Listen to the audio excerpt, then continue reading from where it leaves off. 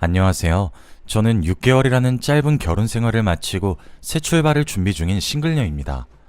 저는 30대 초반에 늦은 나이라는 생각이 들 수도 젊은 나이라고 생각이 들 수도 있는 나이에 결혼을 했습니다.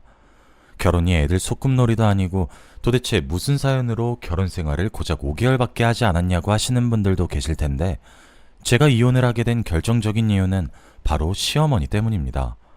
저희 시어머니께서는 미신을 지나칠 정도로 맹신하고 좋아하세요. 무당말이라면 자다가도 벌떡 일어나시는 분이시죠. 여러분들은 제 이야기를 듣고 어떤 생각을 하실지 궁금해서 이렇게 사연을 보내봅니다. 저는 미신도 믿지 않고 신도 믿지 않아서 딱히 믿는 종교가 없어요. 저희 집안이 불교긴 하지만 부모님께서 종교 강요를 하지 않아서 무교로 살아가고 있어요. 어릴 때야 멋모르고 부모님이 가시니까 아무 생각 없이 절에 따라가긴 했었어요. 딱 거기까지일 뿐 어느 정도 커선 절에도 안 가고 아무런 종교 없이 살았어요. 저는 처음 결혼 조건에 종교 생활은 각자 하면 되니까 그닥 중요한 부분이 아니라고 생각했어요. 하지만 한 번의 파혼 경험으로 종교도 상당히 중요한 부분을 차지한다는 걸 알게 되었죠. 예전에 모태신앙이었던 기독교 남자친구를 만난 적이 있었어요. 제가 사람을 볼 때 외모나 키같이 외향적인 면보다는 사람 됨됨이를 많이 보는 편이에요. 전 남자친구는 저와 웃음 코드도 되게 비슷하고 굉장히 다정한 사람이었어요. 이 사람과 만나면서 결혼까지 하게 된다면 남은 인생 행복할 것 같다는 생각을 했었죠.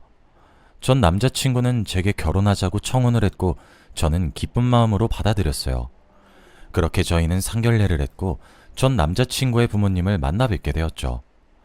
저는 시댁 집안이 모태신앙 기독교인 것도 알고 있었어요. 하지만 자신들의 종교를 제게 억지로 강요할 생각은 없다고 하더라고요. 그래서 더욱더 결혼을 결심하게 되었고 그때까지 아무 일 없이 괜찮았어요. 하지만 결혼 날짜를 잡고 이런저런 이유로 계속 전 남자친구의 부모님을 만나게 되었는데 만날 때마다 예수님이 어쩌고 얘기를 하면서 은근슬쩍 교회 얘기를 계속 하시는 거예요. 이제 둘이 결혼할 사이고 우리 집 식구가 될 건데 우리랑 같이 교회 다니는 게 어때? 예배도 같이 가고 말이야. 새벽 기도는 가라는 말 안 할게.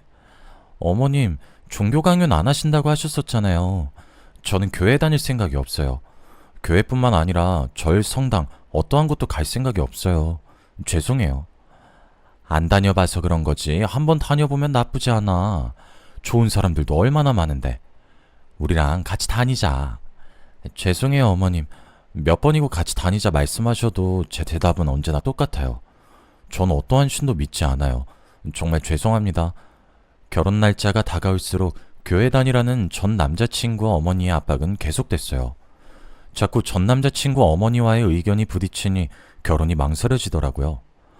아직 결혼 전인데도 이러시는데 결혼 후엔 얼마나 강요하실까 겁이 났어요. 그래서 저는 전 남자친구에게 이별을 구했고 저희는 파혼을 했어요. 처음엔 어떤 종교를 가졌든 서로의 종교관에 대해 이해해주면 괜찮을 것 같았는데 이젠 무교가 아니라면 결혼하고 싶은 마음이 완전히 사라져버렸어요.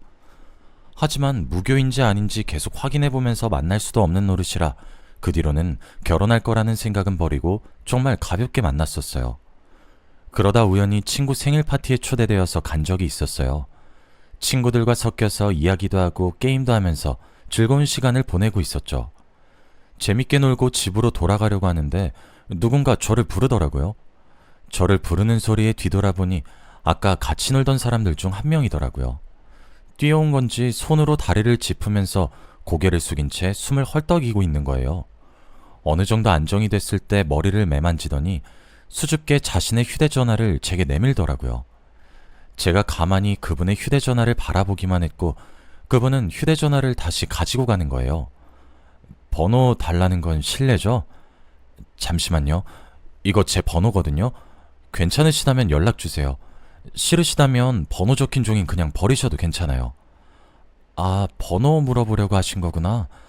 뜬금없이 휴대전화만 내미셔서 제가 휴대전화 떨어뜨리고 온 줄 알았어요.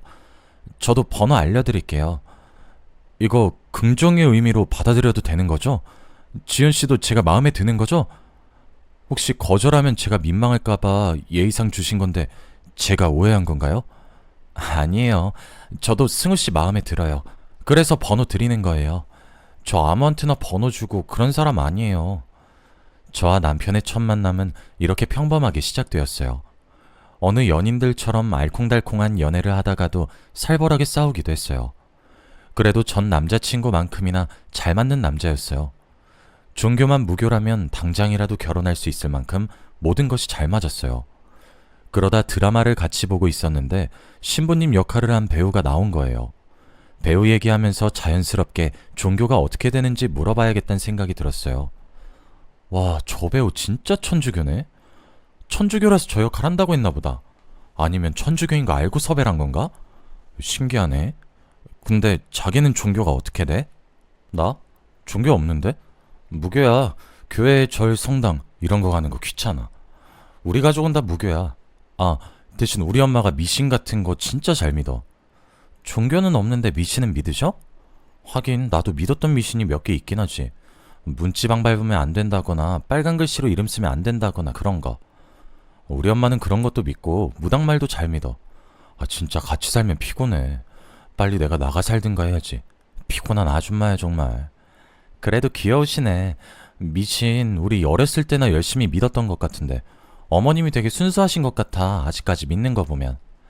남자친구는 제가 그토록 바라던 대로 무교 집안이었어요.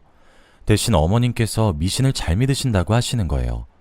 저도 예전에 믿었던 미신들이 있었고 흔하게 누구나 하나쯤은 믿는 미신들이 있잖아요. 그래서 미신쯤이야 별거 아니라고 생각하고 신경을 안 썼어요. 저는 이 미신이 제 발목을 잡을 줄은 꿈에도 몰랐지만요. 남자친구가 무교란 이야기를 들은 후로 결혼이 더 하고 싶었어요. 전 남자친구보다 괜찮은 성격에 더군다나 무교라는데 안 할 이유가 없잖아요. 저는 남자친구와의 결혼을 결심했고 쇳불도 단김에 빼란 말이 있듯이 결혼을 결심한 순간부터 프로포즈 준비를 하기 시작했어요. 꼭 남자가 프로포즈 하라는 법은 없으니 제가 먼저 프로포즈를 했어요. 그런데 하필 남자친구도 그날 프로포즈를 준비하는 바람에 맛 프로포즈가 되어버렸어요. 서로 프로포즈 하겠다고 깊숙이 숨겨놓은 반지를 주섬주섬 꺼내는데 얼마나 웃겼는지 몰라요. 각자 앞에 놓여진 반지를 보며 한참 동안이나 배 잡고 웃었어요. 어쩜 타이밍이 이렇게 기가 막히냐고 천생연분이라고 했어요. 그렇게 저희는 각자가 준비해온 반지를 서로에게 끼워주었고 결혼을 약속했어요. 저희는 결혼을 허락받으려고 양가 부모님을 만나서 인사를 드렸어요. 처음 예비 시어머니를 만났을 땐 너무나도 평범한 분이셨어요. 미신을 많이 믿으신다고 들은 것과는 달리 집안도 되게 깔끔했어요. 이게 편견일 순 있지만 제가 사실 시댁에 들어가기 전에 부적이 방방곳곳 엄청 많이 붙여진 집안을 상상했었는데 고작 입구에 붙어진 거 하나밖에 없더라고요. 전 남자친구 어머니는 교회 다닐 것을 엄청 강요했던지라 어머님도 제게 미신을 강요할 줄 알았어요. 예상과 달리 평범한 얘기만 오갔고 갈 때쯤에야 부적 하나를 슬쩍 내밀더라고요. 이거 지갑에 넣고 다녀요. 애군을 막아주는 부적이래요. 그래도 없는 것보단 나을 것 같아서. 부담스러우면 굳이 안 해도 돼요. 아니에요, 주세요. 이거 하나 넣어 다닌다고 지갑이 터진 것도 아닌데요, 뭐. 감사합니다. 처음 만나는 절인데 이렇게 저까지 신경 써주셔서요. 아유, 우리 아들이 여자 하나는 기똥차게 잘 골랐네. 나를 닮아 보는 눈이 있어. 우리 아들은 내가 이런 거 주면 싫어하거든. 애미가 다 지 위에서 해주는 건데도 말이야. 제가 부적을 받을 줄 몰랐는지 처음엔 당황해 하시더니 이내 밝게 웃으셨어요. 요즘 이런 거 받는 젊은이 없다면서 이런 거 줬다가 매번 욕만 먹었다고 하시더라고요. 자식이니 잘 되라고 남자친구한테도 부적을 준 적 있는데 절대 안 받는다고 제게 하소연을 하셨어요. 어머님은 싹싹하고 이쁘다면서 저를 되게 좋아하셨어요. 하지만 저는 그 부적을 받지 말았어야 했고 이날을 두고두고 후회했어요. 저희는 상견례도 잘 마치고 아무 탈 없이 결혼을 무사히 진행했어요. 신혼여행을 마치고 신혼집에 들어왔더니 현관문에 부적이 하나 붙여져 있더라고요. 어머님, 현관문에 부적 붙여져 있던데 그거 뭐예요? 저희 집에 부적 안 붙여놓으셔도 돼요. 저희는 부적 없어도 괜찮아요. 앞으로 잘 살라고 붙여놓은 거야.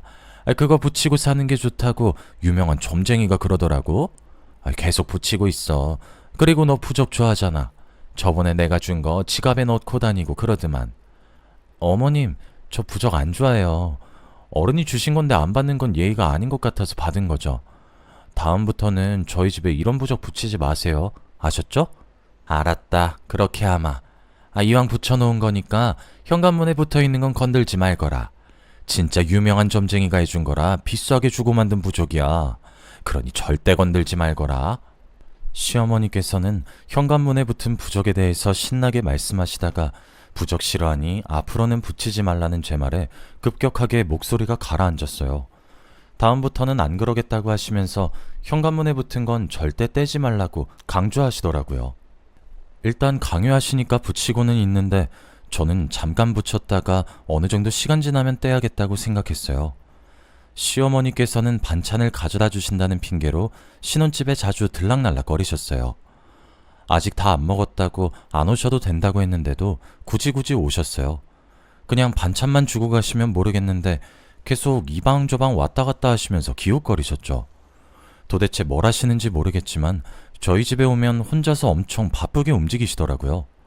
저는 시어머니가 나온 방에 들어가봤자 변한 게 없어서 그냥 방 구경하나 싶었어요. 솔직히 저희가 신혼초니까 인테리어가 계속 마음에 안 들면 자주 바꾸거나 물건을 추가하잖아요. 그래서 늘 새로운 마음으로 뭐가 바뀌었는지 보려고 그러시는 줄 알았어요. 정말 4개월까지는 아무것도 모르는 상태로 지냈었어요. 그러다 제가 청소를 한다고 침대 밑에 청소기를 돌렸는데 청소기 입구에 부적이 하나 딸려오는 거예요. 이게 왜 여기서 나오나 싶다가 설마 하는 마음에 납작 엎드려서 침대 밑을 봤어요.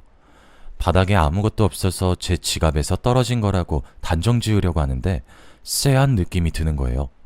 그래서 그대로 바닥에 엎드린 채로 살짝 시선을 위로 돌렸어요. 저희 침대 밑바닥에 부적이 빼곡하게 여러 장이 붙여져 있는 거예요. 저는 부적을 발견하는 순간 기겁을 하고 손으로 다 떼어냈어요. 안쪽까지 어떻게 붙였는지 모르겠지만 안쪽에도 붙여져 있길래 긴 막대기로 힘들게 뗐어요. 그리고 시어머니께서 갔던 방을 유심히 살펴봤죠. 그러다 제 시선이 옷장에 꽂혔고 곧장 옷장 앞으로 가서 부적이 있는지 살펴보았어요. 걸려있던 옷을 옆으로 미니까 벽면에 숨겨진 부적들이 나타나더라고요. 안 보이는 곳만 골라서 어찌나 잘 숨겨두셨는지 감탄이 나올 정도였어요. 저는 다른 방과 화장실에도 부적들을 찾아내서 다 떼어버렸어요. 남편도 부적을 보고는 이걸 언제 다 붙였냐며 놀라서 말을 잇지 못하더라고요. 저희가 4개월 동안 몰랐다는 것도 웃기고 이 많은 걸 시어머니 혼자 붙였다는 것도 웃겼어요. 그렇게 며칠 뒤 시어머니께서 평소와 똑같이 반찬을 들고 신혼집에 오셨더라고요. 제가 잠시 화장실 간 사이에 오셔서 그동안 방에 부적이 잘 있는지 확인하셨나봐요. 시어머니께서 저를 찾느라 소리를 지르는 게 안방에 있는 화장실까지 다 들리더라고요. 아가, 부적들이 다 없어졌다. 도대체 그 많은 부적이 어디로 갔다니? 어떻게 하나도 안 남기고 싹 사라질 수 있냔 말이야. 설마 너네가 다 떼어버린 건 아니지? 어머님, 그 부적들 저희가 다 갖다 버렸어요. 제가 저번에도 말씀드렸잖아요. 부적 안 좋아한다고 붙이지 마시라고요. 전에 안 붙이시기로 얘기 끝났잖아요. 아니, 그 많은 것을 다 갖다 버렸단 말이야? 그게 돈이 얼마짜린데 갖다 버리길. 내가 진짜 못 살아. 부적을 찾으시길래 다 버렸다고 하니 시어머니는 그걸 왜 버리냐고 화를 내셨어요. 얼굴이 붉어지고 목에 핏대까지 세우면서 화를 내시는 거예요. 처음 보는 시어머니의 화난 모습에 저는 고장난 것처럼 아무것도 할 수가 없었어요. 남편도 그런 시어머니께 제발 그만하라고 적당히 하라면서 같이 화를 내더라고요. 저는 아무 말도 못했고 남편과 시어머니는 부적 하나 때문에 피 튀기며 싸웠어요. 한참을 싸우다가 시어머니께서는 가방을 챙겨 들고 집을 나가더라고요. 제가 시어머니를 따라 나서려고 하니 남편이 저를 잡는 거예요. 또 온 집안 방방 곳곳에 부적들을 붙인 채로 지내고 싶냐면서요. 당신 어머니 따라 나가지 마. 또 온 집안에 부적들 붙이면서 지내고 싶어? 당신 지금 어머니 따라 나가면 다시 그 많은 부적들 제자리로 돌아갈 거야. 그건 싫지만 어머니 저러고 나가서 사고라도 당하면 어떡해. 평상시에도 왔다 갔다 잘하셨는데 뭘. 신경 쓰지 마. 나는 다신 부적이랑 가까이 하고 싶지 않아. 꼴도 보기 싫어. 우리가 이 정도까지 했는데 어머니께서 또 부적 들고 오시진 않겠지? 느낌이 안 좋아. 어머니 나중에 다시 부적 들고 나타나실 것 같아. 헤이, 이렇게까지 했는데 또 부적 들고 오신다고? 아닐 거야. 나 그럼 어머니한테 진짜 화낼 거야. 오늘보다 더 심하게 할 거야. 시어머니께서 그렇게 나간 뒤로 저는 마음 한켠이 불안했어요. 언젠간 다시 양손에 부적을 가득 들고 있는 시어머니가 저희 집에 올 것만 같았거든요. 제가 계속 불안해해서 그런지 시어머니랑 싸우고 며칠 뒤부터 악몽도 꾸기 시작하는 거예요. 누군가가 무기가 될 만한 것들을 손에 들고 저를 뒤쫓아온다거나 제가 누군가에게 발각되지 않게 도망가서 숨는다거나 하는 악몽을 많이 꿨어요. 한 번은 가위에 눌린 것 마냥 아무것도 움직일 수가 없었고 말을 할 수도 없었어요. 몇 번이나 악몽에 시달리니까 기력이 쇠약해지더라고요. 친정어머니도 제 몰골을 보시더니 놀라서 보약을 지어주셨는데 아무리 기력에 좋은 음식을 먹어도 날이 갈수록 몸이 더 안 좋아졌어요. 남편은 혹시나 제가 병이라도 걸린 게 아닌지 엄청 걱정을 하더라고요. 병원에 가보는 거 어떠냐고 하는데 그 정도는 아니라고 병원에 가지 않았거든요. 그런데 갈수록 몸이 말라가고 힘도 쫙 빠지는 거예요. 진짜 병이라도 있나 싶어서 병원에 가봤더니 아무 이상이 없다고 하더라고요. 의사 선생님도 저를 보고 아무 병 없는 게 오히려 이상하다고 할 지경이었어요. 도대체 뭐가 문제인지 도통 모르겠더라고요. 잠시 요양이라도 떠나야겠다는 생각에 짐을 싸려고 옷장에 있는 옷들을 꺼냈는데 옷을 빼고 비어있는 틈 사이로 무언가가 보이는 거예요. 설마 하는 마음에 저번처럼 옷을 한쪽으로 밀었는데 또 부적이 나오는 거예요. 부적이 보이자마자 미친 사람처럼 온 집안을 헤집고 다녔어요.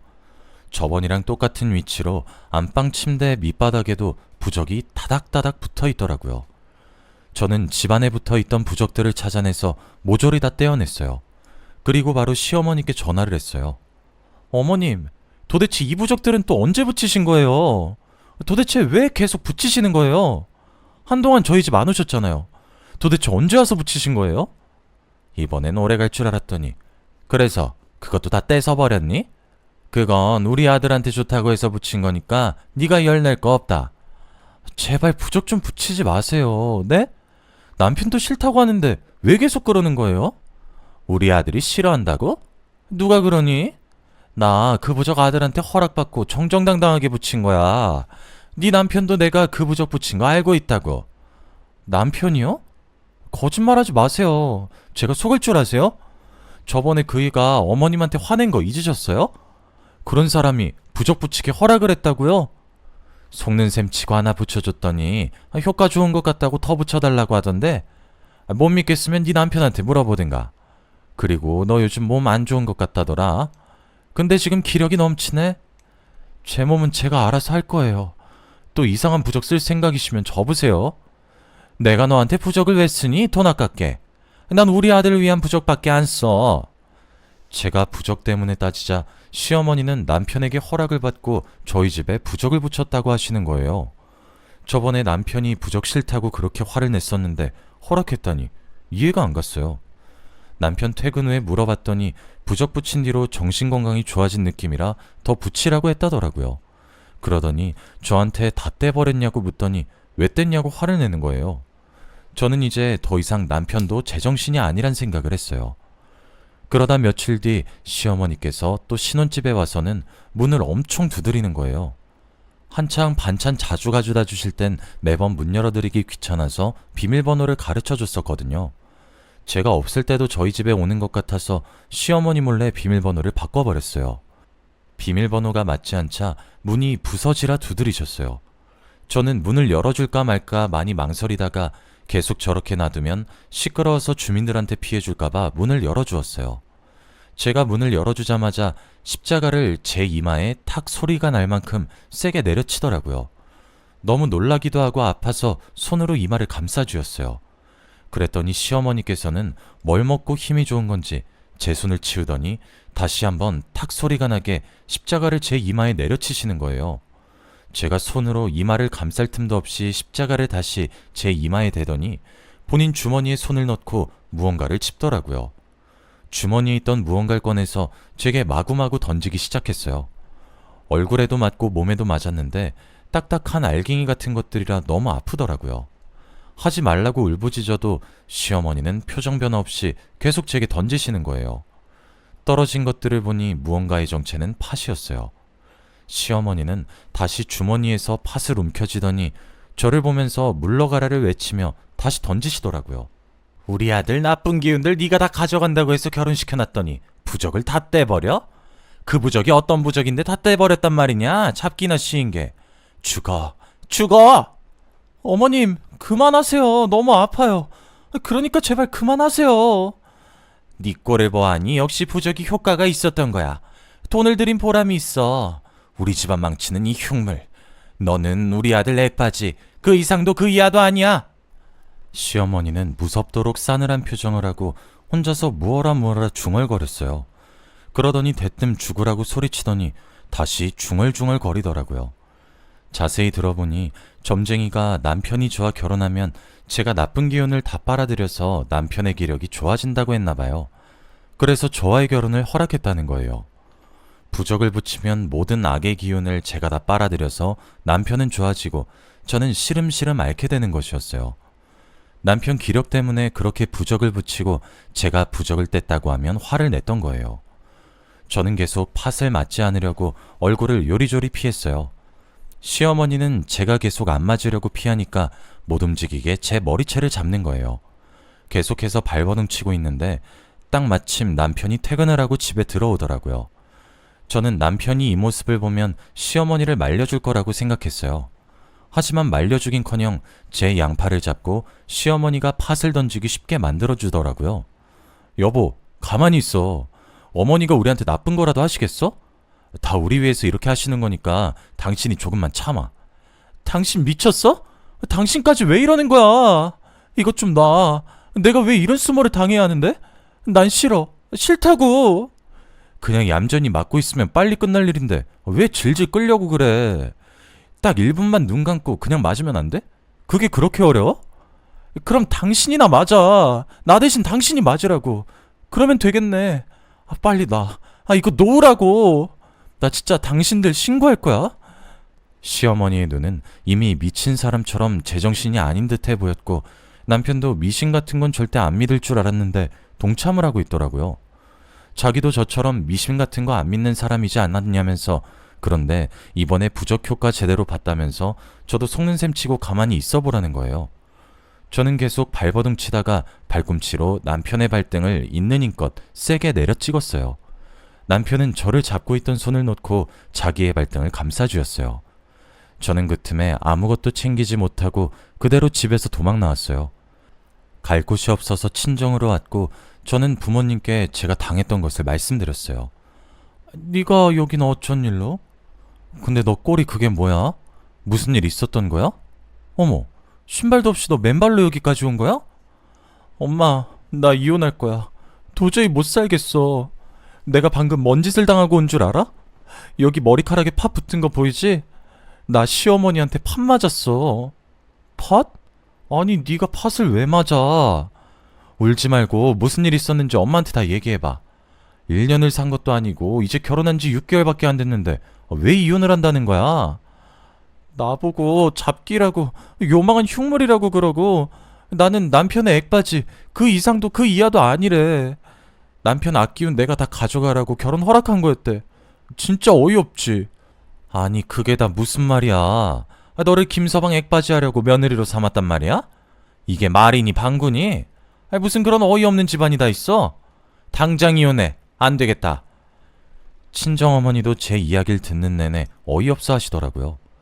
어떻게 남의 집 귀한 자식을 자기 집 아들 액바지로 받들일 수 있냐고요. 어머니는 당장 이혼하라고 했고 아버지는 골프채를 들더니 신혼집에 찾아갈 기세시더라고요. 저는 괜히 일 크게 만들지 말자고 저런 집안에 시집 갔다는 것 자체가 수치스럽다고 조용히 이혼하고 싶다고 하면서 아버지를 말렸어요. 와중에 남편이 계속 저한테 전화를 하더라고요. 저는 끝까지 전화를 받지 않았고 이혼하자는 문자만 보냈어요. 남편은 이혼하자는 제 문자에 고작 이런 걸로 이혼을 해야겠냐고 뻔뻔하게 답을 보낸 거예요. 저는 이혼 서류 가지고 올 거 아니면 연락하지 말라고 하고 폰을 꺼버렸어요. 하루 지나고 폰을 켰는데 아무런 연락이 안 와 있더라고요. 그렇게 며칠간 친정에서 지냈고 정말 부적 때문에 몸이 안 좋아졌던 건지 친정에서 지내는 동안엔 다시 살도 조금씩 찌고 기력도 되찾아갔어요. 거의 예전 모습을 찾았을 때쯤 남편한테 연락이 왔더라고요. 이혼하자고 서류 들고 친정 근처 카페에 앉아있으니 오라고 하면서요. 저는 가벼운 발걸음으로 카페에 향했어요. 창가 쪽에 남편이 앉아 있었는데 못 본 사이 얼굴이 퀭해져 있고 살도 빠진 것 같았어요. 제가 자신의 앞에 앉자 가방에서 서류 봉투를 하나 꺼내더라고요. 자기 인적사항은 다 작성했으니 제 거만 작성해서 제출하면 된다고요. 이거 합의 이혼서야. 내 인적사항은 다 작성해놨어. 당신 인적사항만 작성해서 제출하면 끝나. 근데 꼭 이혼을 해야겠어? 당신이 몇 번을 다시 물어도 내 생각은 변함없어. 당신이랑 이혼할 거야. 봐봐, 나 당신이랑 안 사니까 다시 살도 찌고 기력도 되찾았잖아. 근데 내가 왜 당신이랑 계속 살아? 그러네. 다시 예전 모습으로 돌아갔네. 다행이다. 솔직히 당신 계속 말라가서 걱정 많이 했거든. 나는 어머니가 당신을 액바지로 생각했을 줄은 꿈에도 몰랐어. 내가 대신 사과할게. 남편은 시어머니께서 저를 액바지로 생각할 줄은 몰랐다며 대신 사과를 하더라고요. 남편의 표정을 보아하니 정말 남편은 아무것도 몰랐던 것 같아서 사과를 받아줬어요. 그리고 저희는 합의혼을 했죠. 저는 지금 남편과 이혼하고 새로 태어난 기분으로 살아가고 있어요. 예전 모습으로 완전히 되찾았고 지금 만나고 있는 남자친구 덕분에 더 밝고 긍정적인 사람으로 변해 있어요. 지금 남자친구는 제게 있어서 귀인 같아요. 힘들어하던 저를 보듬어주고 위로가 되어주고 기쁨이 되어줬으니까요. 남자친구와 결혼을 할지 안 할지 모르겠지만 지금처럼만 재밌게 지냈으면 좋겠어요. 제 이야기는 여기서 끝을 맺어보려고 해요. 여러분들도 미신이라는 걸 믿으시나요? 저는 적당히 믿는 건 괜찮지만 전 시어머니처럼 맹신하는 건 좋지 않다고 생각해요. 자신에게도 주변 사람에게도요. 여러분들도 만약 믿고 있는 미신이 있다면 그 미신에 너무 맹신하지 않았으면 합니다.